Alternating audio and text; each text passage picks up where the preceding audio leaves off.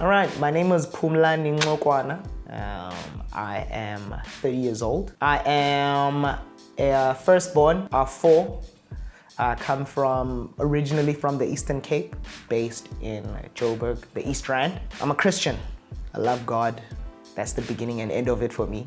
I love music. I love music a lot. Love playing music. What else about me? I have a fiance. Her name is Lethabile, greatest person in the world. Or rather, let's say the only person who will tolerate my mess. I have 3 sisters, 1 younger brother. I love being active. A very excitable person. May seem like it, but I like being in my space and have at least one person with me. But I think who I am is, I can't separate it from God. Everything I do, I'm very conscious of God, where God wants me and who I am. So the beginning and end of me is basically my love and belief for God, yeah. And then what do I do? So I'm a singer, songwriter. That's literally what I do. I write and sing for ministry, for a church. And I've been doing it now for 8 years. Love what I do. I love, part of being who I am is I love making people feel good and feeling good about themselves. And that's why I think I went for what I do. You know, like when I'm on stage and singing and people are like set free, or people have a different perspective about their lives, who they are, themselves, God, obviously in a positive way. That's why I chose what I do. But yeah, I love helping people. I want to be a very influential person, and because I believe people don't make the main thing anymore. And obviously according to my beliefs, I think people are very fluid about who they are and what they stand for, which informs their decisions, and their decisions are not necessarily constant. I don't mind you changing, but consistency is, I believe, what makes you. So I want to be an influential person in music specifically. For instance, if you see I believe my personal opinion, and I stand to be corrected, I'm still researching it, but every gospel singer is not necessarily a worship leader.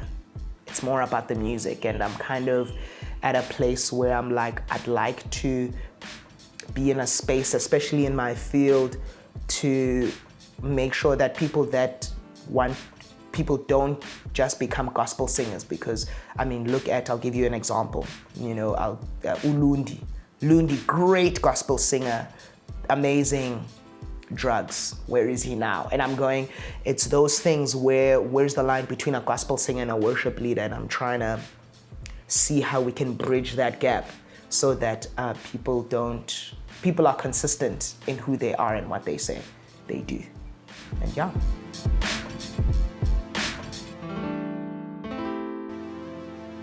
My relationship with my mother, it's, I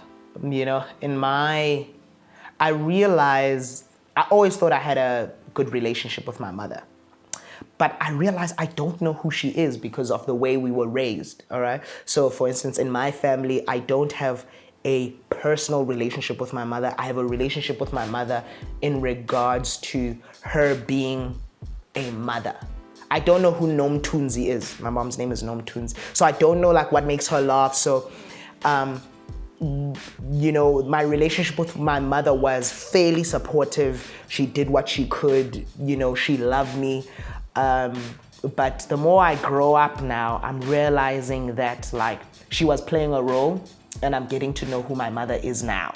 So I can say it was fairly good, very supportive woman. Always at my performances, it's so weird. I just realized my mom has always been proud of me, but like she struggles to show it. I don't know what it is. Not that she doesn't want to show it. She just gets there and goes, wow. You know what I mean? And I think it's that dynamic of kind of like understanding who my mom, who Nomtunzi really, really, really is. But our relationship was fairly good, very good. My mom the other day was telling me she always wanted to be what did I say you want to be? An actress. And I'm like, what? What do you mean you wanted to be an actress? And she's like, yeah, I just gave it up because you guys rocked up. And I was like, okay. And you know, you kind of feel a level of, hey, what would have happened? Which informs now the kind of kid that I became, because like with my mom, she was very animated. And I think it gave me the courage also to kind of be animated. One of the things that I love about my mom is her laugh. She has a loud, piercing laugh, but it's genuine, very genuine.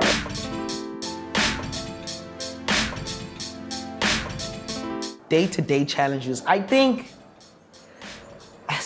you know, being a Christian is such a difficult one. My day-to-day challenges, to be honest, is literally like, I feel like everything just happens to me without even me like going for it, you know? So like, for instance, I remember, as I said, I had a really great relationship with my mom. I was raised by both my mom and my dad. At the age of 19, if I'm not mistaken, my dad kicked me out of the house. Why? Still don't know. Well, I know now in hindsight, but then from there I was homeless. Then for about 2 days, if I'm not mistaken. And in that I was a Christian already. And I think I had just, you know, I raised my hand to say, hey, I believe in God, but like when I was 17 there, but at the age 19 to 20, I started like really getting into it. And, you know, if I can say at the height of my, you know, young Christendom, my dad kicked me out of the house, was homeless. I stayed with this friend of mine, stayed with them for a month. They gave me 4 months to figure my life out. And I remember, I mean, I didn't have experience at all. I dropped out of school, you know, and I was doing very well. I was not an A student, but, you know, I got by. But got kicked out. I stayed with this person for about 4 months, and the deal was that I must, he can only house me for 4 months because he just got married and he's gonna start a family. So 4 months, and all I knew was to pray, because I didn't know how to find a job. I didn't have anything, you know, no one could guide me, nothing. So what I decided to do in those 4 months was I'd wake up 6 o'clock in the morning, wait for them, the name of the solos, Leroy and Euclid, thank you so much. I'd wait for them to leave. I'd clean the house, make sure the house is clean, and for 8 hours, I'd just pray and thank and trust God. I had like 3 scriptures that I was standing on, meditating on those scriptures, made sure they were in my heart, declare those scriptures, and I was like, Lord, you are going to help me find a job, man. Like, I don't know what to do. I don't have a place to stay. And for 4 months, every day, for 8 hours, I just prayed, right? And I remember the 4th month happened, and Leroy came out and said to me, hey dude, this is month 4. Remember at the end of the month, did you find something? And in my praying and in my declaration, I had peace that I had found the job, I had the job. So I told Leroy, yes, I do. And he says, where is it? I said, nope, I'll tell you when I leave. Don't worry about it, but I found it. I even found a place, you know. And then end of the month came, still no job, no one called me. And understand now, I didn't even like go put my CV in anywhere, you know. And then I'll never forget, end of that month, came up, I packed my bags, all I had was like 2 bags. And I left and I said, hey guys, thank you so much for helping me. I really appreciate it. And I left. When I left the gate, it was just me in the streets, you know? And I was sitting there going, where the heck am I gonna go? So I remember what I then decided to do is to crash at like a friend's house. So eat at a friend's house here, go to another friend's house, sleep there. In the morning, go to another friend's house. That's kind of how Then I got a call. I got a call from my church, and they called and they said, hey, listen, we have a job opening, please come through. I'll never forget, I didn't have taxi money, I didn't have anything. I had a bicycle. I walked from Kempton Park to Boksburg, walked there, did the interview, had to walk back walked back. Then by the time I got back, I stayed at a friend's place. I got a call. I was told I got the job. Then I was like, oh, great. And then I got called in for a second interview. When I got to that second interview, they told me that, hey, we don't actually think this is the right place for you. You know, and they had found someone who was more qualified than me. So I lost that job. And I was sitting there going, but Lord, I prayed. Like, I asked you, and it just felt like I was not breaking through. Like, what the heck? You know, I did everything that I needed to do. Other people, by the way, my friends were living their best lives. But like, their best lives. They had jobs. Some of them were driving. It was, you know, it was hell. If I can, it was hell. You know, and I remember walking back going, this God thing doesn't work. It really doesn't. Then when I left, I got a call again. Hey, listen, can you please come through? This time it's not an interview. They just said they wanted to see me. So when I get there, I was told, hey, listen, we know kind of what happened didn't work out for you, but we believe we can make a position for you. And I was like, what do you mean? And they're like, yeah, we're going to pay you to sing and write songs. And I was like, what? Because, and the position that they thought I was good for was very administrative, very office work kind of stuff. And they're like, yeah, we are going to pay you to be a worship leader at the church. And I sat there going, that's exactly what I prayed for. But now, you know, because that other position came in, I was like, yo, man, it's money, dog, you know? And I remember leaving there. When I left there, I literally got a place. And I told them I'll pay them at the end of the month. And I remember moving in with just 2 bags, you know? And then from there, I started working and things started going well. But because I was not experienced, I missed some of the opportunities that were happening where I was working. And it just became, I think that's when I started, which I'm getting to my answer now of the challenges that I get to is I sometimes feel like I never arrive at the place called there. It's like, I'm always like, I'm a worship leader, I'm a singer. Whoa, that's awesome. But I'm not making the money that I would have made, you know, with other people that are songwriters. Or even if I do make that money and things start opening up, COVID happens. So we can't gig. It just feels like I'm never at a place where I'm like, yes, this is it. And I think every day, it's I just bought my first car. And I'll never forget, I was so excited. I got my first car and I'm excited. I'm telling my fiance, yeah, I got a car, which is great. I bought it myself. No one had to buy it for me, you know, which I'm going, other kids, their parents bought them their car. It's just, every time, it's just like, why can't it be easy for me? So anyway, I'm driving my car and then I get into an accident. Do you understand that I've had this car now for, how long have I had this car? 4 months?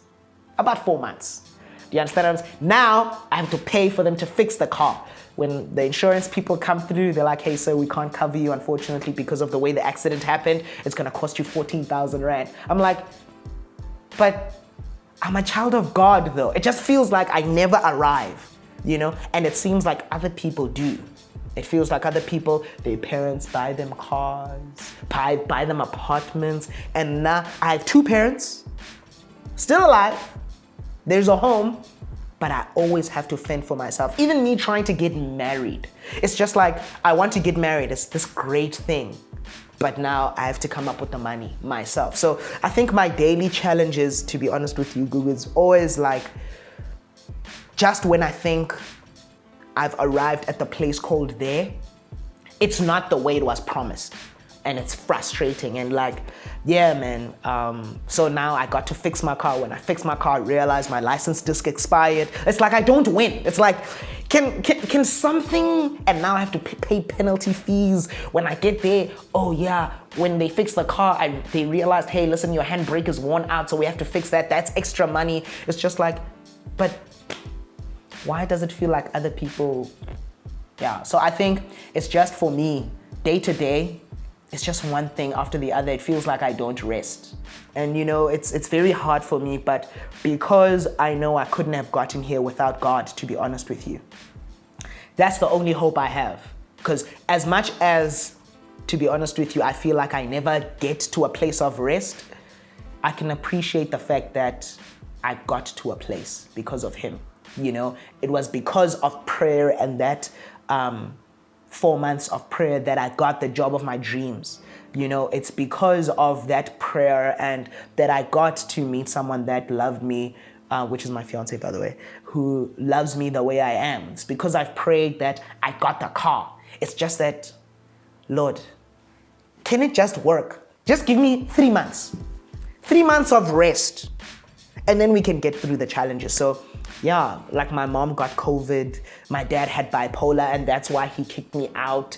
It's just like, it never ends. It really, really, really, really never ends. Even getting here, it's so weird. We're driving, I'm like, yo, we're going. Then I get to toll gates. And it all compounds, you know what I mean? So from the small things to the big things, it just feels like, hey, can't I be at a place where just for 2 months, nothing is going wrong? Actually, things are getting better. But the better things go, the worse things go at the same time. So I don't know if that answers your question, but that's my day-to-day. It's just like, it's one thing after the other. If things are going well with me, things are not going well with someone else. So now I need to be there to help that person, whether it's my mom or my brother. It's just like, can everybody be okay? Can I sleep in today? But it feels like, you can only sleep when you're dead. And it's exciting, but yeah, I just feel like, yeah. Yeah, that's my life, day to day.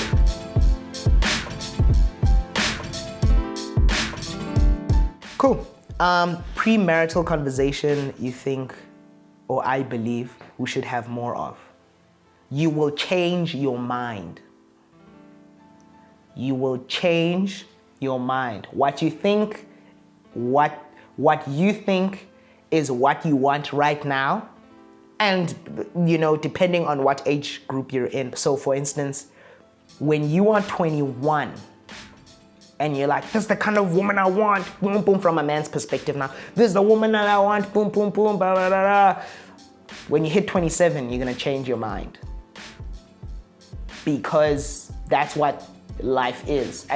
In your 20s, you're experimenting a lot, Think about all the good stuff people told you in your mid-20s, and now, for instance, for me in my 30s, I go, what the hell was this person saying? Like I remember, for argument's sake, someone said to me when I was 20, God helps those who help themselves, for argument's sake, right? Now in my in my 30s, I go, that was nonsense. That was nonsense. Like, God is waiting for you to help yourself so that he can help you.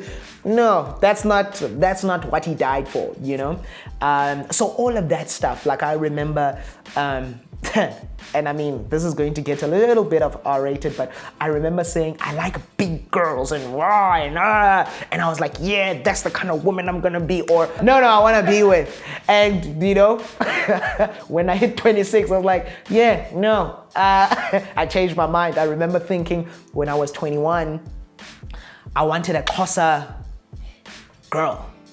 You know what I mean? And I'm like, yeah, someone who will be able to kneel and serve me food. I changed my mind really quickly because my fiance does not kneel. But I love it. And so the point that I'm making is like, when the premarital conversations is always understanding that you will evolve as a person. It will never be the way you thought it will be. And the next one, which I believe, these are the two important things for me, is that your partner is not who you think they are. So like, for instance, you'll find that you are with someone who is very enthusiastic, when you guys are young, she's always da, da, da, da, da. And then when you get married, she's like, I just want to stay home. And you're like, hey, I'm saying. So your person will evolve. The person that you're with right now is not who you think they are. So you can't say, I know my person, because you're always discovering these new things and you're able to shift and change, So for what I always say is, you stay in your lane, but you are fluid in that lane. You don't jump from one lane to another, So so those are the two things. You will change your mind, and you don't know your partner the way you think you do.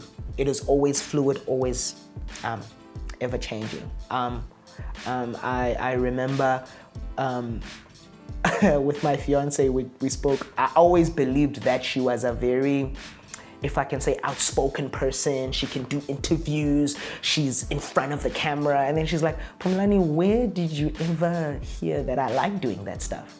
In fact, it scares me a little bit, And I had to go, oh, Khanti, when we were doing shows and what was that about, So, So those are the two conversations I think we need to have more of, because down the line, that's where you I think that's where the first signs of you divorcing, if I can put it that way, or leaving the person that you're with come up. Because as I said, one of the things that I said to my partner was, one chenchela. You know what I mean? And I didn't realize that, she's evolving as a person. So as well with her in her 20s, she's realizing, hey, that idea that I had about myself was actually I actually adopted that from someone else's personality. So in your 20s, you will start changing and start focusing on what you actually like. I always thought I liked the color blue. Khanti, I liked the color blue because in grade 9, the girl that I liked at that time likes the color blue. So what I'm saying, but I've always been I love blue, and then I came to a point where I was I love purple. So the point that I'm making is you're changing, you're gonna change your mind. So don't think you're being a hypocrite. Don't think you're being a hypocrite. Even with your partner, don't think they're being a hypocrite, but learn how to change together. And yeah, that's me.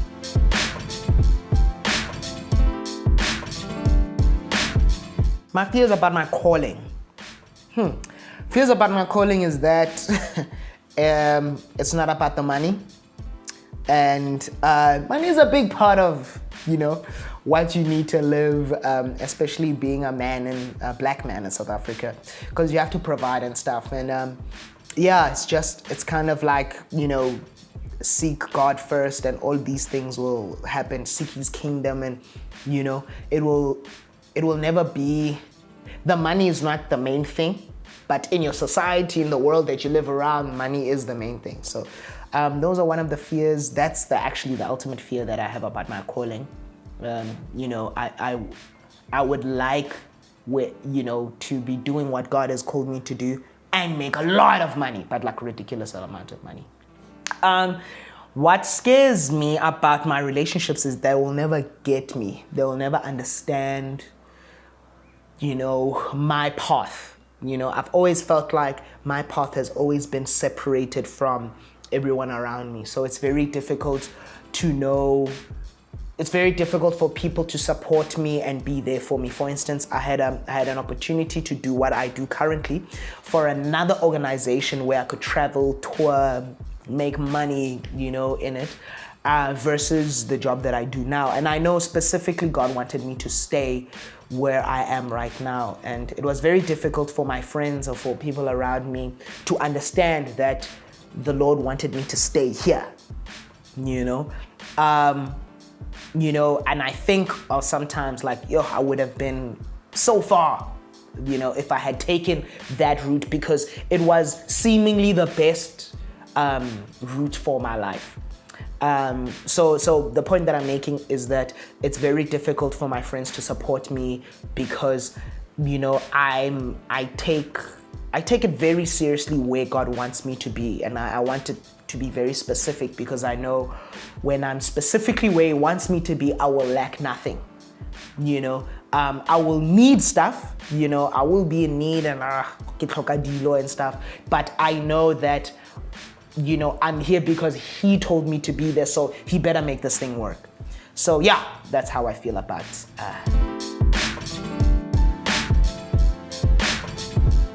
getting to know Christ when I was young. It's so weird for me, and I feel like I'm not going to answer it the way you guys want me to answer. But for me,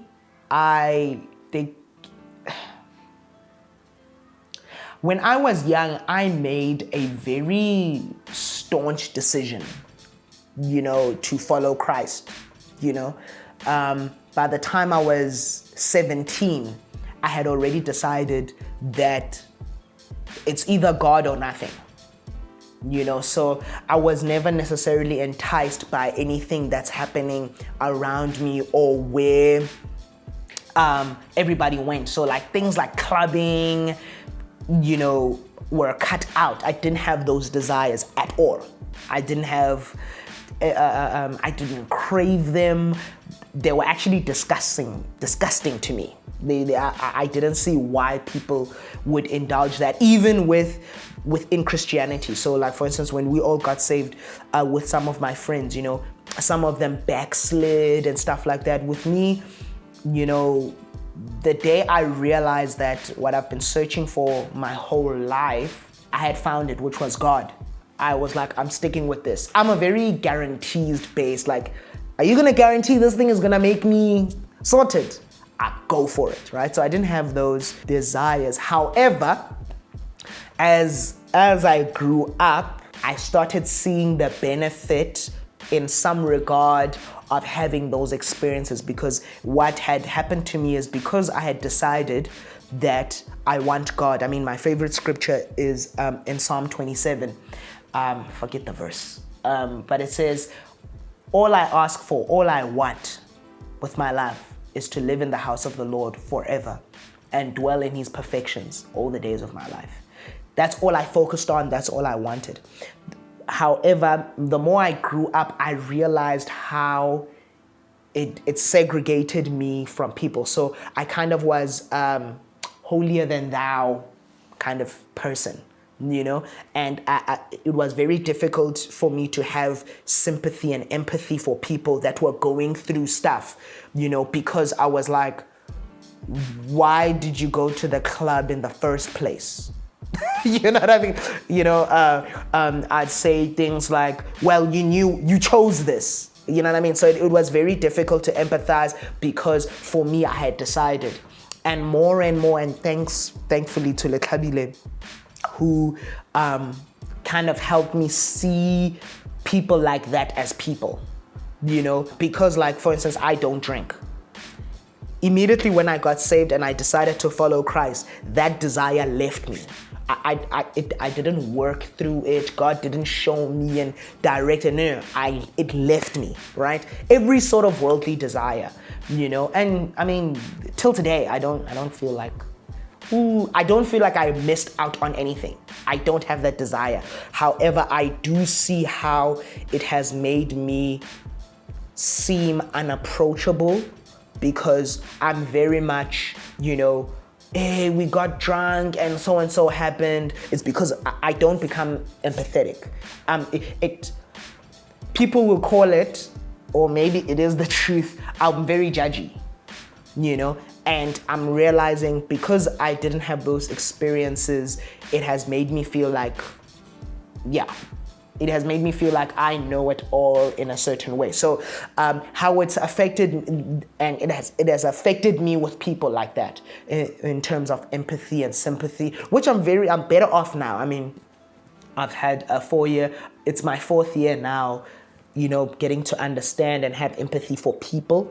And I'm able now to sit and listen and not feel like, why didn't they choose God, or So I'm able to have a bit of empathy for people, but I've never felt like I missed out in anything. In my lowest days, when I feel like God is not with me, I sometimes feel like I should just go there so he can fetch me, so I can feel how it feels like to not have to be strong, if I can put it that way.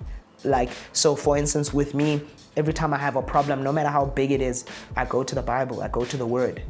That's all I've got, but sometimes, as I said before, when things start compounding, sometimes I feel like, let me go to the club so that I can get fetched, so I can feel the, I was lost and then he found me. And I mean, listen, I'm not saying that's wrong. I'm just saying, God, I was lost in another way and he found me. But sometimes I feel like I need that, But in general, I don't have any regrets.